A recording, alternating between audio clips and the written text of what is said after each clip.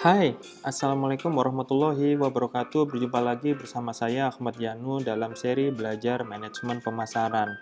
Nah, pertemuan kita kali ini akan ditekankan pada pembahasan tentang perilaku pembelian pasar bisnis. Nah, tujuan pembahasan di dalam video ini atau pembelajaran dalam video ini adalah menjelaskan definisi pasar bisnis dan model perilaku pembelian sekaligus faktor-faktor yang mempengaruhi perilaku pembelian konsumen di dalam pasar bisnis. So, tonton video ini sampai habis dan tekan tombol subscribe bila belum berlangganan video ini dan tekan tombol like bila dirasa video ini bermanfaat bagi kita semua. So, happy working guys.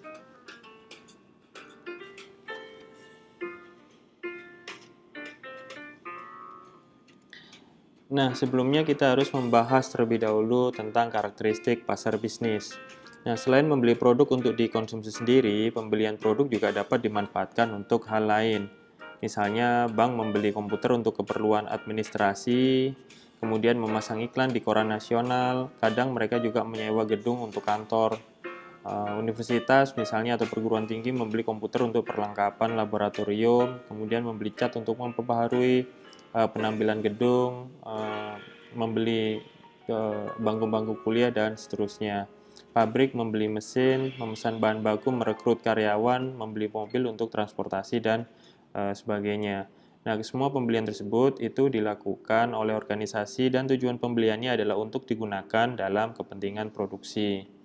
Nah, perilaku pembelian pasar bisnis mengacu pada perilaku pembelian organisasi dari organisasi yang membeli barang atau layanan yang digunakan dalam produksi sebuah produk atau layanan lain dan untuk tujuan dijual kembali atau menyewakannya kembali ke pihak lain untuk mendapatkan laba. Nah, dalam proses pembelian bisnis, para pembeli bisnis menetapkan produk dan jasa yang harus dibeli oleh organisasi mereka dan kemudian menemukan, mengevaluasi, serta memilih di antara pemasok dan merek alternatif lainnya. Nah, pasar bisnis di sini perlu dipahami sebagai pasar yang besar. Pasar bisnis melibatkan jumlah uang dan barang yang jauh lebih banyak daripada pasar konsumen. Dalam beberapa hal, pasar bisnis itu sama dengan pasar konsumen. Keduanya melibatkan orang-orang yang melakukan peran pembelian dan membuat keputusan pembelian untuk memuaskan kebutuhan. Nah, selanjutnya kita bisa membahas tentang struktur pasar bisnis. Nah, pasar bisnis biasanya berhubungan dengan pembeli yang jumlahnya jauh lebih sedikit, tapi memiliki kapasitas pembelian yang jauh lebih besar daripada pasar konsumen. Nah, pelanggan bisnis secara geografis itu lebih terkonsentrasi pada tempat tertentu. Oleh karena biasanya mereka berada pada lokasi yang berdekatan. Nah, di dalam permintaan pasar bisnis, itu didefinisikan sebagai permintaan turunan, yaitu permintaan yang berasal dari turunan permintaan barang konsumsi. Nah, permintaan dalam pasar bisnis lebih berfluktuasi dan lebih cepat. Nah, permintaan dalam pasar bisnis ini lebih inelastis atau tidak terlalu banyak dipengaruhi oleh perubahan harga dalam jangka pendek. Nah, tentunya hal ini perlu mendapatkan pertimbangan dari perusahaan penyedia produk dan layanan untuk memenuhi kebutuhan dari pasar bisnis. Nah, yang selanjutnya kita bahas tentang sifat unit pembelian. Nah, pembelian bisnis itu tentu melibatkan lebih banyak pembeli dan usaha pembelian yang lebih profesional. Nah, dalam hal pembelian produk, pembelian bisnis ini tentu melibatkan lebih banyak orang, mulai dari pengguna, pembeli, itu ya, ataupun pihak lain. Nah, sifat unit pembelian ini itu tentu bergantung pada masing-masing organisasi. Pemasar perlu menyadari keadaan ini ya, sehingga perlu memiliki pemasar yang terlatih dengan baik dan wirausahawan untuk menangani pembeli terlatih ini karena kita berhadapan dengan organisasi yang bukan merupakan konsumen akhir dari produk yang ditawarkan oleh perusahaan. Nah, yang selanjutnya adalah jenis dan proses keputusan. Pembeli bisnis biasanya menghadapi keputusan pembelian yang jauh lebih kompleks. Proses pembelian bisnis juga bersifat lebih formal, sehingga proses pembelian bisnis ini tentu memerlukan tenaga dan waktu yang lebih banyak. Nah, dalam pembelian pasar bisnis, rangsangan pemasaran yang dilakukan pemasar dalam bentuk promosi, tawaran produk, harga, dan distribusi itu bersamaan dengan rangsangan lain yang akan mempengaruhi organisasi pembelian. Selanjutnya, organisasi pembelian melalui proses pembelian itu menghasilkan respon pembelian tertentu dalam bentuk produk, produk yang dibeli, berapa pembeliannya, jumlahnya, kepada siapa, dan kapan. Nah, pusat pembelian dan proses keputusan pembelian itu tentu dipengaruhi oleh beberapa faktor, yaitu organisasi internal, kemudian antar pribadi, lalu faktor individual, dan faktor lingkungan eksternal. Nah, oleh karena itu, kita bisa melanjutkan pembahasan ke dalam kategori pasar bisnis. Nah, kategori pasar bisnis ini dapat diklasifikasikan menjadi 3 kategori, yaitu produsen, penjual, dan organisasi. Nah, produsen adalah pasar bisnis yang kegiatannya adalah memproduksi produk dengan mengolah bahan baku menjadi bahan yang lebih bernilai. Produsen terdiri dari produsen produk hulu, yaitu misalnya industri perikanan, pertanian, dan pertambangan. Produsen industri menengah yang terdiri atas produsen produk konsumen dan suku cadang, dan produksi hilir yang mencakup perusahaan jasa, baik jasa keuangan, transportasi, hotel, rumah sakit, dan sebagainya. Nah, produsen membeli produk untuk diproduksi atau digunakan kembali dalam rangka proses produksi. Nah, yang selanjutnya adalah penjual. Nah, penjual adalah pembeli bisnis yang membeli produk untuk dijual kembali dalam rangka memperoleh laba dan digunakan dalam rangka kegiatan penjualannya. Mereka adalah pedagang atau agen besar, distribusi, dan penjual retail. Nah, yang terakhir adalah organisasi. Organisasi ini merupakan industri yang membeli produk untuk digunakan dalam kegiatan organisasi dalam mencapai tujuannya. Nah, organisasi pemerintah baik pusat ataupun daerah, itu membeli produk untuk kegiatan kepemerintahan untuk melayani masyarakat.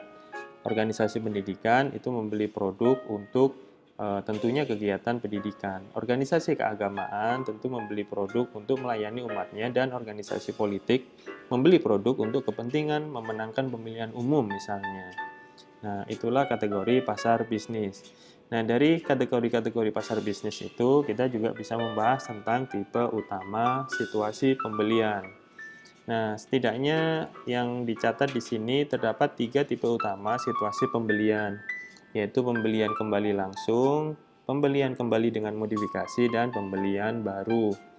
Nah, pembelian kembali langsung yaitu situasi pembelian bisnis di mana pembeli secara rutin memesan kembali sesuatu tanpa ada modifikasi, di mana hanya memerlukan sedikit keputusan pembelian. Bagi pemasar yang telah menjadi pemasok, pembelian kembali rutin memerlukan pemeliharaan yang memuaskan agar pembelian tidak berpindah ke pemasok lain. Hubungan jangka panjang perlu dibangun agar kelangsungan sebagai pemasok itu bisa bersifat lebih tahan lama dan menguntungkan. Nah, yang kedua adalah pembelian kembali dengan modifikasi, yaitu situasi pembelian bisnis di mana pembeli ingin memodifikasi spesifikasi produk, harga, persyaratan, ataupun pemasok. Dalam situasi pembelian ini, diperlukan lebih banyak keputusan, khususnya keputusan tentang beragam aspek yang harus dimodifikasi. Pemasar juga perlu melihat situasi pembelian ini sebagai peluang untuk memperbaiki penawaran dan meyakinkan pembeli pada nilai penawaran mereka. Dan yang terakhir adalah pembelian baru. Pembelian baru ini merupakan situasi pembelian bisnis di mana pembeli itu mengkonsumsi sebuah produk atau jasa untuk pertama kalinya. Nah, dalam situasi ini pembeli memerlukan keputusan yang kompleks, ya, keputusan pembelian yang tentunya relatif rumit.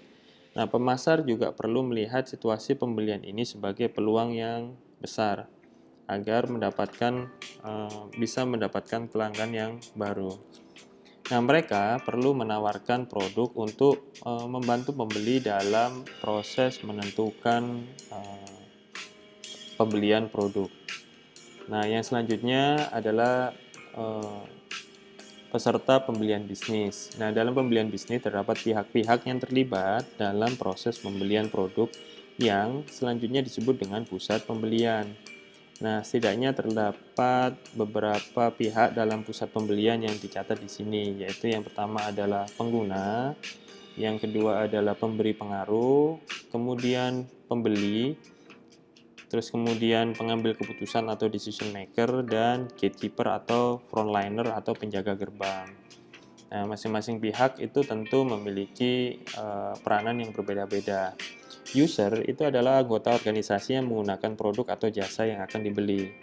Kemudian influencer itu adalah orang-orang yang di dalam pembelian organisasi yang mempengaruhi keputusan pembelian. Nah, influencer ini seringkali membantu menetapkan spesifikasi produk yang akan dibeli dan memberikan informasi bagaimana mengevaluasi alternatif. Nah, yang selanjutnya adalah buyer atau pembeli, adalah orang-orang yang di dalam pusat pembelian organisasi yang melakukan pembelian sesungguhnya. Nah, bagian pengadaan adalah bagian yang sering menjadi pihak yang melakukan pembelian produk. Yang selanjutnya adalah pengambil keputusan. Pengambil keputusan ini merupakan orang-orang di dalam pusat pembelian organisasi yang memiliki kekuatan resmi atau tidak resmi untuk memilih atau menyetujui produk yang akan dibeli dan pemasok yang dipilih. Dan yang terakhir adalah frontliner. Nah, frontliner ini adalah orang-orang dalam pusat pembelian organisasi yang mengendalikan aliran informasi dari perusahaan kepada pihak yang lain. Mereka ini biasanya mengatur komunikasi atau pertemuan antara orang dalam dan pihak luar, yang biasanya dalam perusahaan adalah misalnya operator telepon, kemudian petugas penerima tamu, ataupun sekretaris. Nah, itulah peserta pembelian bisnis.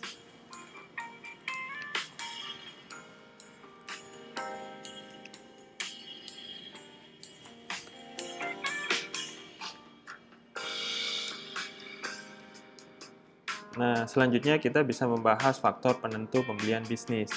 Nah, seperti yang kita ketahui bersama bahwa dinamika pembelian dalam pasar bisnis itu merupakan interaksi antara beberapa faktor, yaitu rangsangan pemasaran ataupun rangsangan lain yang bersama dengan faktor penentu pembelian bisnis dan pengambilan keputusan bisnis. Nah, faktor-faktor ini yang tercatat dalam video kali ini adalah antara lain ya, yaitu lingkungan, organisasi, kemudian antar pribadi, lalu wewenang individu dan pembeli. Nah, kita bahas dulu faktor yang pertama,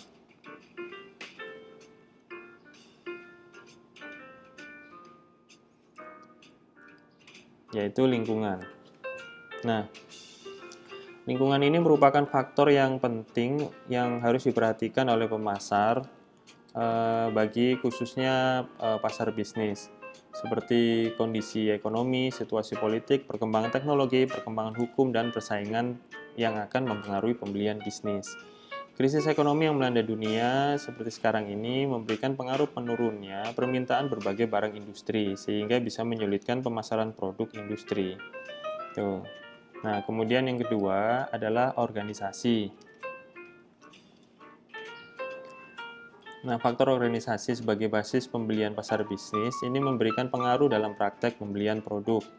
Nah, organisasi pemerintah yang memiliki struktur birokrasi yang kompleks itu kemudian wewenang para pihak yang menyebar secara hierarkis, prosedur yang tidak standar tentu berbeda dengan organisasi yang struktur organisasinya sederhana, dengan wewenang yang terpusat dan prosedur yang jelas. Nah, oleh karena itu pemasar perlu mengetahui bagaimana aspek organisasi mempengaruhi proses pembelian dalam pasar bisnis. Nah, yang selanjutnya adalah antar pribadi. Nah, hubungan antar pribadi dalam organisasi tentu mempengaruhi proses pembelian, utamanya menyangkut budaya dalam relasi sosial pada organisasi. Nah, apakah antar pribadi berhubungan secara egaliter ataukah memiliki jarak kuasa yang tinggi, sehingga antar satu dan yang lainnya memiliki batasan psikologi pada mereka dalam berinteraksi. Nah, yang selanjutnya adalah wewenang individu. Faktor individual juga menyumbang pada bagaimana proses pembelian bisnis dilakukan. Individu yang progresif memiliki kemampuan teknis maupun persuasif. Memiliki jiwa profesional akan lebih mudah memberikan penawaran dibanding individu yang banyak pertimbangan, tidak memiliki kemampuan, dan kurang profesional. Pemasar perlu juga memiliki kemampuan persuasif dalam menghadapi berbagai ragam individu dalam pembelian bisnis. Nah, kita lanjut ke question of the day number 1. Kira-kira faktor manakah yang paling menentukan pembelian bisnis dan kenapa hal itu terjadi? Nah, tuliskan jawaban kalian di kolom komentar.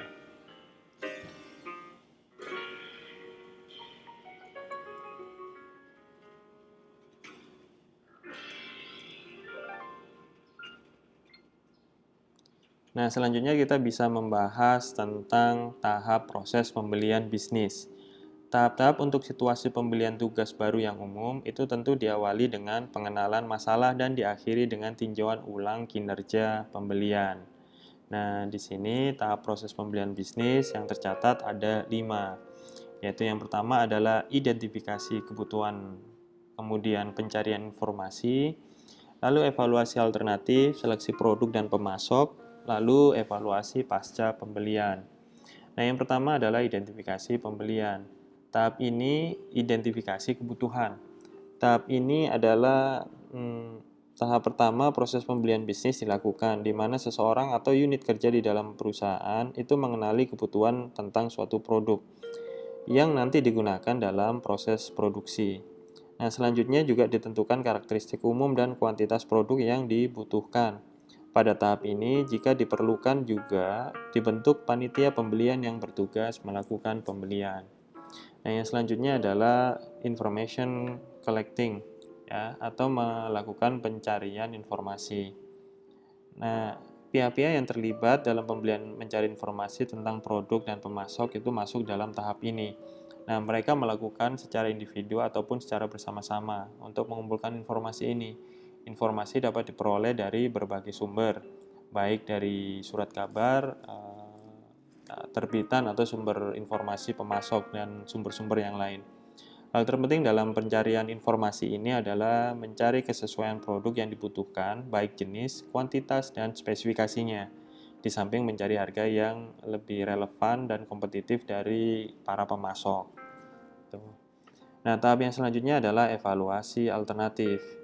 Nah, tentu pembeli dalam tahap ini melakukan evaluasi atas proposal atau penawaran produk yang diberikan oleh pemasok. Evaluasi bisa dilakukan dengan melihat kesesuaian penawaran dengan permintaan yang telah ditawarkan. Nah, pembelian baru tentu bisa membutuhkan proses evaluasi yang lebih banyak. Jika diperlukan keterangan tambahan atau penjelasan lebih lanjut, itu presentasi penawaran atau bahkan demonstrasi produk tentu perlu dilakukan.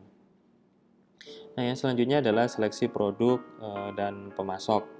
Nah, pada saat pembeli telah melihat semua penawaran dari pemasok, maka selanjutnya adalah memilih produk dan pemasok yang terbaik. Pemilihan ini biasanya didasari kepada ranking penilaian atas produk dan pemasok yang dibuat oleh pembeli. Nah, pertimbangan utama dalam menentukan produk dan pemasok mana yang akan dipilih adalah nilai atau manfaat yang didapatkan dari penawaran masing-masing pemasok. Yang terakhir adalah evaluasi pasca pembelian. Nah, tahap ini merupakan tahap proses pembelian bisnis, di mana pembeli menilai kinerja pemasok dan memutuskan untuk melanjutkan, memodifikasi, atau justru meninggalkan sebuah kesepakatan pembelian bisnis. Nah, itulah tahap proses pembelian bisnis. Nah, kemudian question of the day number 2, itu silahkan jawab di kolom komentar dari pertanyaan berikut ini. Tahap pembelian bisnis manakah yang paling berat untuk dilaksanakan oleh perusahaan dan kenapa hal itu terjadi?